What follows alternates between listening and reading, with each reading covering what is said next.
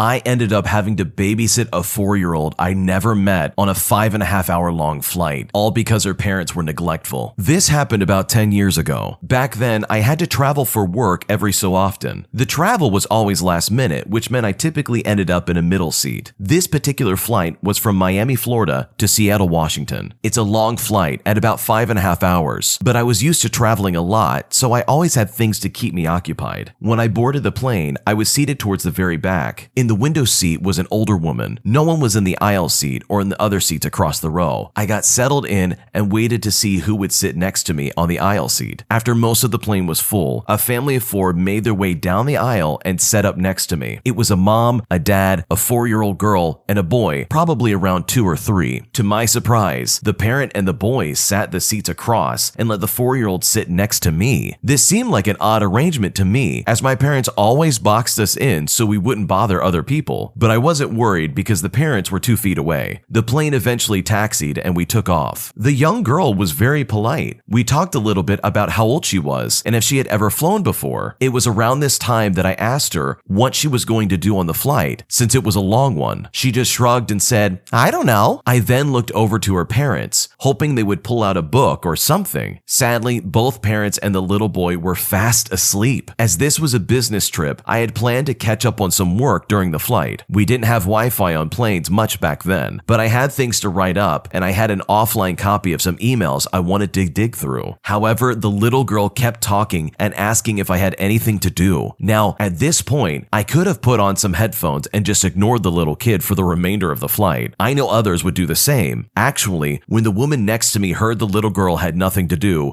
she wished me good luck and opened a book, proceeding to ignore me for the rest of the flight, which honestly I do not blame her for. I know others would have ignored the kid too, but it wasn't her fault her parents didn't bother to have anything for her to do. I felt bad, so I started coming up with little things to keep her busy. I asked a flight attendant for a pen, explaining how the kid had nothing to do for the flight. They were kind enough to bring me a few pens. I then grabbed the airsick bags and showed the little girl how they could be puppets. I then asked her to create some characters out of these puppets so we could use them. That occupied her for a little bit. We then played with the puppets for a little bit. We looked through the onboard magazine together and talked some. Around this time, the movie was about to be shown. Back then, we didn't have screens in the back of every seat. It was just one movie on one of those tiny TVs that hung over the overhead bins, and you use your headphones to listen. You could also buy headphones for about $1. I didn't care what the movie was, but I paid $1 for the headphones and told the kid to enjoy. I'm pretty sure the movie was PG-13, but I didn't care. She watched the movie and I was able to get some work done. Around 3.5 hours into the flight, they served a meal to everyone. This is when the parents finally woke up. Meanwhile, the TV that had shown the movie was now showing some TV shows, and the kid kept watching. Eventually, we landed safe and sound in Seattle. Since we were in the back of the plane, we had to wait while everyone got off the plane. The people seated in front of me turned around and said to me, "Your daughter was so well behaved on the flight. You raised her right." I smiled and said, "She was really well behaved, but she isn't my daughter. I've never met her before this flight. Her parents were over there." The people gave me a funny look and said, "But we heard you were doing games with her." "I know," I said. "She didn't have anything to do." I kind of shrugged, indicating I knew how odd the situation was. Eventually, we were able to leave. The parents never thanked me. Instead, they simply asked the little girl if they had a good flight, and then they left. This is really odd to me because I can't imagine this happening 10 years ago. I've been on flights before and I can never imagine any parent willingly allowing their child to sit with an adult they've never met before, let alone let that adult play games with them. It sounds like to me that these parents that just fell asleep were not good parents and were in fact very neglectful. Good on the original poster for deciding to take the lead and entertain this child for 5.5 hours. But overall, this is a really unfair situation and things certainly could have gone bad. The full version of this story is on the Am I the Jerk YouTube channel, and there's a link to that down below in the description. And if there are any updates to this story, they'll be there in the same link. I'm sure by now a lot of you guys realize that a ton of these stories are actually submitted by you, the person listening. And there's no special requirement to submit a story. You yourself could submit a story right now if you wanted to. It can be completely anonymous. In fact, that's encouraged. And that way you can freely and openly share the most juicy secrets of your entire